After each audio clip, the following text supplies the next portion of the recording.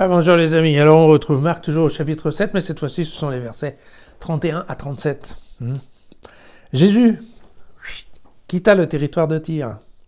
Et alors il revint par Sidon vers la mer de Galilée en traversant le territoire de la Décapole. Alors je vous rassure, n'allez pas chercher dans la carte, c'est pas très important. Ce qu'il veut nous dire par là, c'est que Jésus est en train de faire un road trip dans le monde païen. Voilà. On lui amène un sourd qui, de plus, parlait difficilement. Et on le supplie de lui imposer la main. Alors, le prenant loin de la foule, à l'écart, Jésus lui mit les doigts dans les oreilles, cracha et lui toucha la langue. Puis, levant son regard vers le ciel, il soupira. Il lui dit « Ephata », c'est-à-dire « ouvre-toi ». Aussitôt ses oreilles s'ouvrirent, sa langue se délia et il parlait correctement. Jésus leur recommanda de n'en parler à personne, mais plus il le leur recommandait, plus ceux-ci le proclamaient. Ils étaient très impressionnés et ils disaient « Il a bien fait toutes choses, il fait entendre les sourds et parler les muets. » Voilà. Alors, en fait, c'est assez amusant parce qu'il n'y a que Marc qui nous parle de cette histoire de sourds-muets, les autres n'ont pas répété l'action. Et c'est intéressant parce qu'ensuite, il va nous conter, juste un peu plus loin, au chapitre 8, versets 22 à 26, il va nous raconter la guérison d'un aveugle. Vous voyez que il semble que Marc ait décidé de l'accomplissement, en fait. Alors, de deux versets du livre d'Ésaïe, chapitre 35. Alors, les yeux des aveugles verront et les oreilles des sourds s'ouvriront.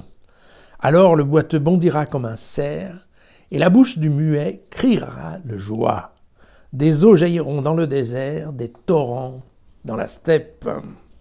Et donc voilà, très clairement, Marc a dû lire Isaïe et effectivement on a ici la réalisation d'un certain nombre de prophéties. Alors voilà, ceci étant, il semble que alors je dirais les guérisons soient plus difficiles en terre païenne, globalement les guérisons. On a vu que pour ce qui était de l'exorcisme de la fille de la syrophénicienne, ça a été assez facile puisqu'il l'a fait à distance, mais vous avez remarqué qu'au début, il se fait quand même un peu tirer l'oreille pour le faire. D'accord ? Est-ce qu'il avait peur que ça ne marche pas ? On ne sait pas trop. Et puis, vous voyez que là, dans le cas du sourd-muet, il a fallu qu'il l'isole un peu de la foule.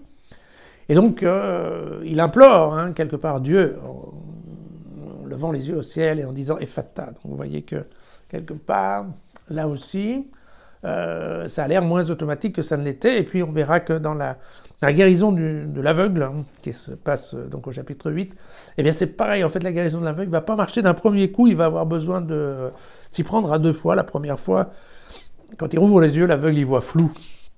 Donc il faudra qu'il fasse une deuxième application de salive pour que ça marche.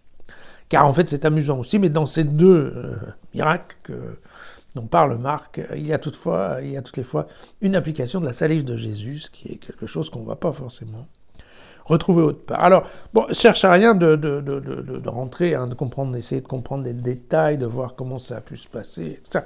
Encore une fois, c'est pas ça, les miracles, ça n'a aucun intérêt.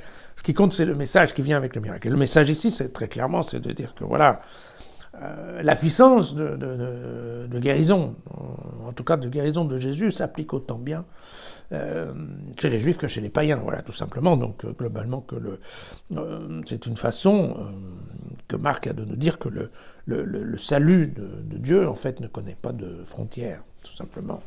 C'est pour ça qu'il insiste sur le premier paragraphe, pour bien nous montrer que c'est vrai ici, c'est vrai là, c'est vrai partout, en fait, voilà. Donc, c'est cette question de couverture globale de l'action de Jésus ou de Dieu. Voilà. Si vous n'êtes pas paumé, on se retrouve demain.